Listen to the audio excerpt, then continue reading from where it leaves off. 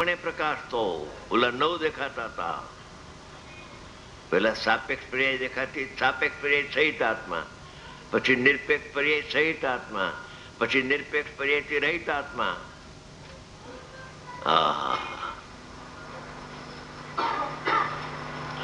ગુરુદેવ ફરમાવતા હતા કે વેપારીને ટાઈમ મળે નહીં, તત્વનો અભ્યાસ નહીં. ટોડરમલ સાહેબે એક વાત બહુ ઊંચી કરી છે કે સમ્યક દર્શનનો અધિકારી કોણ? પોતે પ્રશ્ન ઉઠાવ્યો છે. કઈ ક્રિયા કરે તો અધિકારી? કેટલી યાત્રા કરે, કેટલા દાન આપે, કેટલા મંદિર બંધાવે? અધિકારી કોણ? કે કશાયની મંદતા થાય અધિકારી કે નહીં? એ અધિકારી નથી. એવું તો અનંત કાળમાં અનંતવાર નવવિગ્રહ સુધી પણ મારો ને તમારો આત્મા જેવો છે. એ અધિકારી નથી સમ્યકનો. ત્યારે કોણ અધિકારી? કે વારંવાર પોતાના ઉપયોગને તત્વમાં લગાવે, તેને કોઈ પ્રકારની બાહ્યની સુક્રિયા ન હોય તો પણ, એનો અર્થ શુભ છોડીને પાપમાં જવાનો ઉપદેશ ન હોય. અહીંયા કોઈ દી શુભ હે અને અશુભ ઉપાધિમાં હોય કોઈ દી. અનિયમતમાં નથી તો જૈનિમતમાં તો ક્યાંથી હોય? ઊંધું સમજે તો એનો દોષ, સંતોનો કઈ દોષ નથી. કીચે સાપેક્ષ પર્યાય, એને છોડીને નિરપેક્ષ પર્યાયમાં આવ્યો. હવે પર્યાય જે નિરપેક્ષ છે એ દ્રવ્યથી સાપેક્ષ છે કે નિરપેક્ષ? કે દ્રવ્ય સ્વભાવ પર્યાયથી નિરપેક્ષ છે? પર્યાય નથી એમાં, પર્યાયથી રહિત છે. એમ એકપણે પ્રકાશ તો શુદ્ધ નહીંપણે અનુભવાય છે. આ શુદ્ધ નહીંનો વિષય એકલો શુદ્ધાત્મા છે. એક ટંકોત્કીર્ણ નાયક પરમાત્મા દ્રષ્ટિમાં આવે છે. બીજી કોઈ પર્યાય એમાં નથી, માટે દ્રષ્ટિમાં આવતી નથી. હોય તો આવે ને, આત્મામાં હોય પર્યાય તો દેખાય ને. પર્યાયથી રહિત છે. પર્યાયથી રહિત કહેતા કરતા પાછા તમે થોડીક વાર પછી સહિત કહેશો તો અમારે સમજવું શું? કાં કયો રહિત ને કાં કયો સહિત? કે ના, એમ નથી.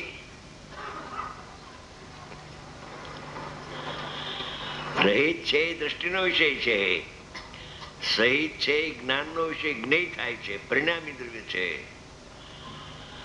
રહિતમાં અપરિણામી ને સહિતમાં પરિણામી સમય એક.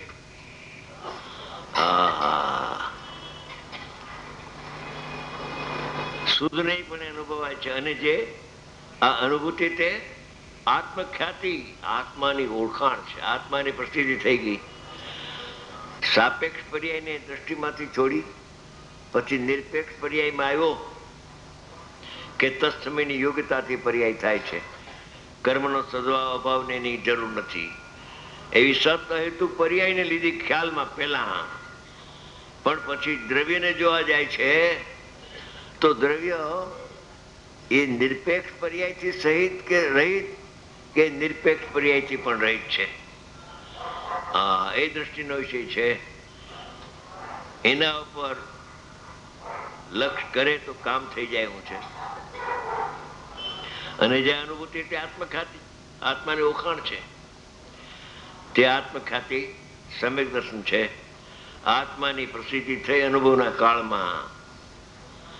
શાસ્ત્રથી પ્રસિદ્ધિ ન થાય, અનુમાનથી ન જણાય, તર્કથી ન જણાય, પણ અંતર અભિગચ્છતિ આવ્યું હતું ને.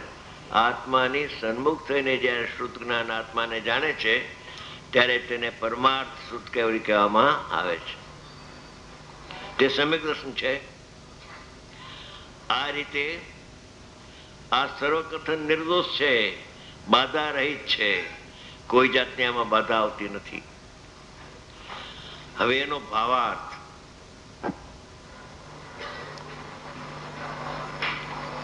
આ 9 નવ તત્વોમાં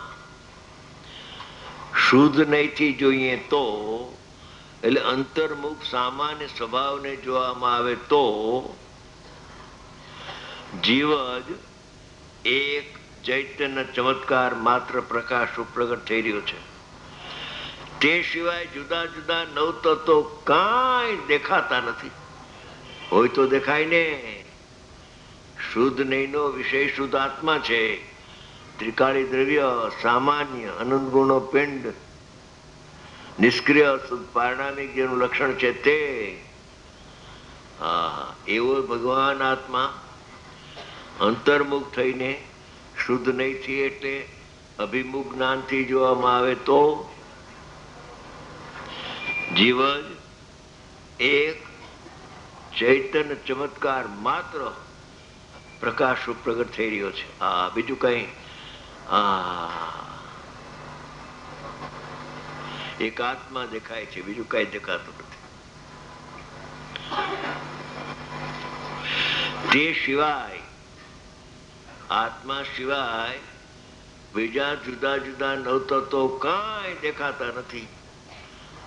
પણ ભિન્નપણે દેખાય કે નહીં? અરે ભલા ભાઈ, ધ્યાન તો રાખ. જેમાં નથી ક્યાંથી દેખાય તને? છેવટે એ લાકડું કાઢ્યું, ભિન્નપણે તો દેખાય ને. એક ભાઈ અહીં બેઠા છે, મુંબઈ વાળા, રાજકોટ આવ્યા હતા. મને પ્રશ્ન કર્યો કે ભાઈ, આત્માથી પર્યાય ભિન્ન છે, ત્યારે આત્મા દેખાય ત્યારે પર્યાયો અને પરપદાર્થો ભિન્નપણે તો દેખાય કે નહીં? ભિન્નપણે દેખાય તો ભેદ જ્ઞાન કહેવાય. ના, ખોટી વાત છે. એવું જ્ઞાનનું સ્વરૂપ નથી. ભિન્નપણે દેખાય તો નજર ક્યાં ગઈ? ભિન્ન પદાર્થ ઉપર ગઈ, ભિન્ન પર્યાય ઉપર ગઈ. રાગ ભિન્ન છે, રાગ ભિન્ન છે એમ જાણવામાં રોકાઈ ગયો. પણ ભિન્નપણે જાણો તો શું વાંધો? પણ ભિન્નપણે તારું લક્ષ તો તારા જ્ઞાનનું જ્ઞેય તો રાગ થયો કે નહીં? તો રાગ નહીં થશે તો ભગવાન આત્મા જ્ઞેય નહીં થાય, અનુભવ નહીં થાય. એન કેન પ્રકારે પણ એને પરનું જાણવું રાખવું છે. એન કેન પ્રકારે અનાદિકાળની બુદ્ધિ છે ને, પરને જાણવું એ તો વ્યવહાર છે. પરને જાણવું તે વ્યવહાર છે, અને પરનું લક્ષ્ય કરવું તે અજ્ઞાન છે. લક્ષ્યને જાણવામાં મોટો ફેર છે.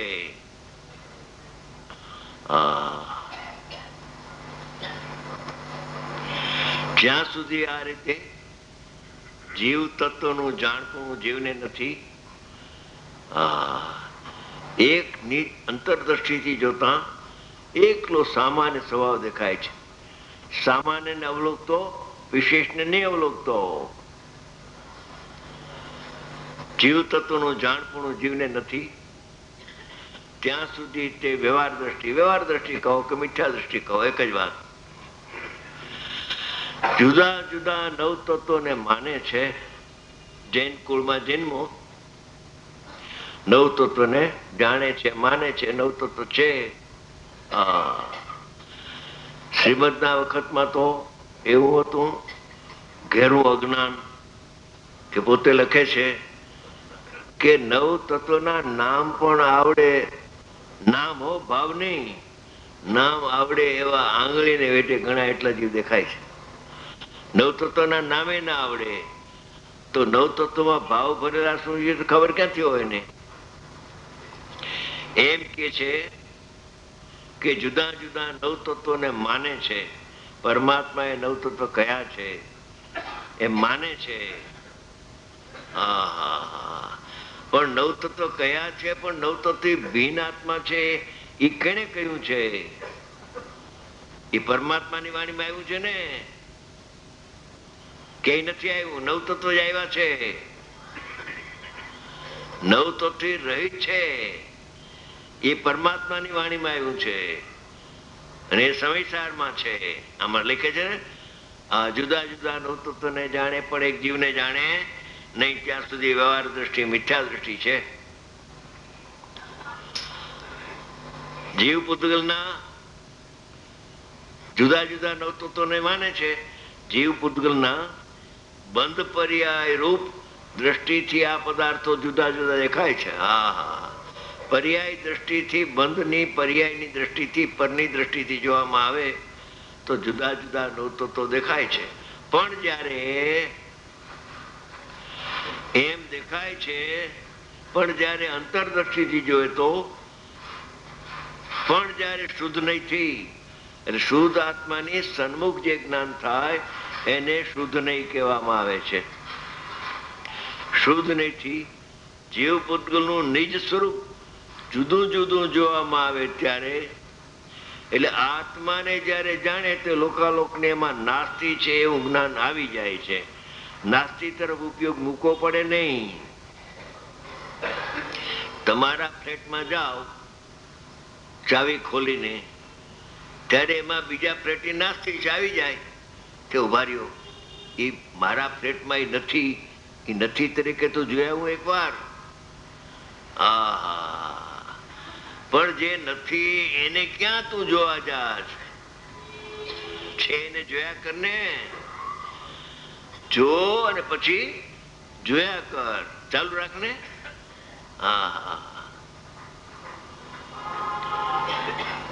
જોવામાં ત્યારે એ જીવ પૂતગલનું નિજ સ્વરૂપ જુદું જુદું જોવામાં આવે. ભિન્ન ભિન્ન ભેદજ્ઞાન, એક સવિકલ્પ ભેદજ્ઞાન અને એક નિર્વિકલ્પ ભેદજ્ઞાન છે. બે પ્રકાર છે. એ કળશ ટીકામાં લીધું છે. ત્યારે પુણ્ય પાપ આદિ 7 તત્વો કાંઈ પણ વસ્તુ નથી. અવસ્તુ છે. 9 તત્વમાં કેવળ જ્ઞાનની પર્યાય અવસ્તુ છે. એ ધ્યેયપૂર્વક જ્ઞેયમાં 9મા પાના ઉપર આ છે વિષય છે ને અજમેરાભાઈ. કેવળ જ્ઞાનની પર્યાય અવસ્તુ છે. અરે કેવળ રાગને અવસ્તુ કયો ત્યાં સુધી તો અમે શાંતિથી સાંભળીએ છીએ, પણ કેવળ જ્ઞાનની પર્યાયને અવસ્તુ કેમ કહી? કેમ કે એમાં પરમ પારણામિક ભાવ લક્ષણ નથી. એક, બીજું અનિત્ય છે 2, અને બીજું એ સાપેક્ષ છે 3. એમાં પરમ પારણામિક ભાવ લક્ષણ નથી. અને બીજું ચોથું, એમાં અનંત ગુણો નથી. એક સમયની પર્યાય છે.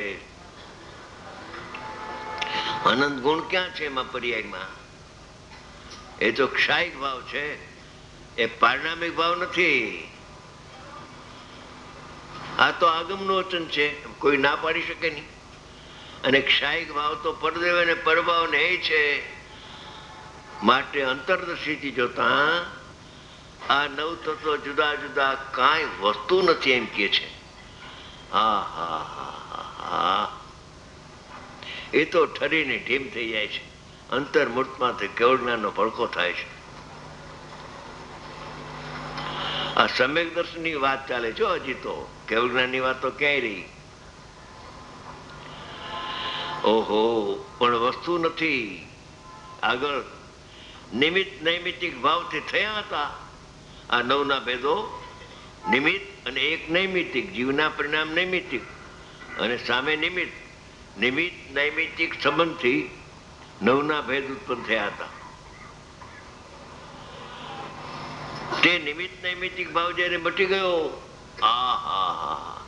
આ સ્વાંગ બધા 9 તત્વના નીકળી ગયા. મોક્ષ પણ સ્વાંગ છે, જીવનો સ્વભાવ નથી. મોક્ષ તો અમારે પ્રગટ કરવો છે. મોક્ષ પ્રગટ કરવો હોય ત્યારે મોક્ષ સ્વરૂપ છું લેને. વર્તમાનમાં મુક્ત છું તો મોક્ષ સ્વયં પ્રગટ થઈ જશે. પરિણામ મારા કર્યા વિના થયા કરે છે, અને પરિણામ મારા જાણ્યા વિના જણાયા કરે છે. એવી વસ્તુની સ્થિતિ છે. નિમિત્ત નૈમિતિક ભાવ જયારે મટી ગયો ત્યારે જીવ પૂતગલ જુદા જુદા હોવાથી બીજી કોઈ વસ્તુ સિદ્ધ થઈ શકતી નથી. અજબ ગજબની વાતો છે, અગમ નિગમની વાતો છે, લોકોત્તર વાત છે. આ આગમના સારભૂત અધ્યાત્મ સમયસારની વાત ચાલે છે. આ એકલા આગમને જોયા કરે અને અધ્યાત્મ શાસ્ત્રનું અવલોકન ન કરે તો પંડિત થાય પણ જ્ઞાની ન થાય. હા,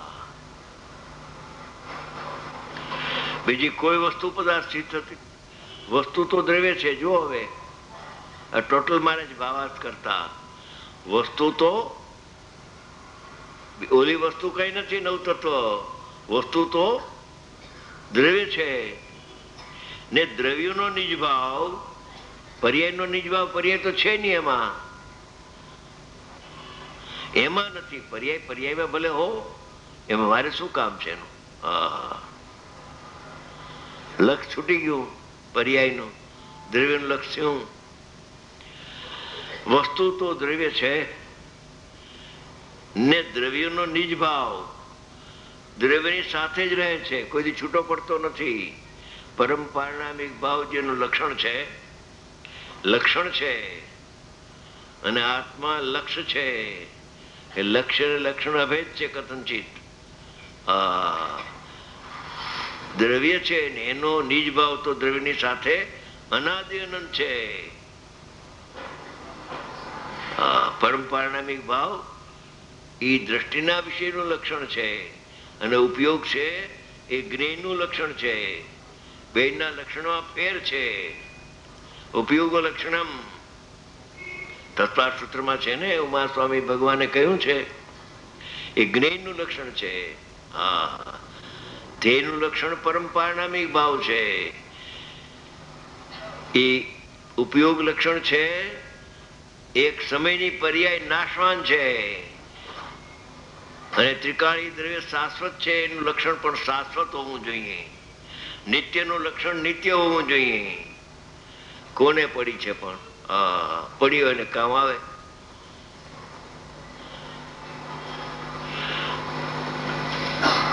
આજે થોડોક પ્રમોદપુર આવ્યો કે બાલચંદજી ભૈયાને આ શિબિરનો થોડોક લાભ થઈ ગયો એવું મને દેખાણું. મને વાત કરી એટલે અહીંયા લાભે લાભ છે. અમે નુકસાનનો ક્યાં ધંધો છે? થોડું મળે પણ જાજુ મળે પણ મળે. કચરો નીકળી જાય હોય તો સાફ થઈ જાય. દ્રવ્યનો નિજભાવ દ્રવ્યની સાથે જ છે. ત્રણેય કળ એ લક્ષણ લક્ષથી જુદું ન પડે. લક્ષણ એની જાતનું હોય.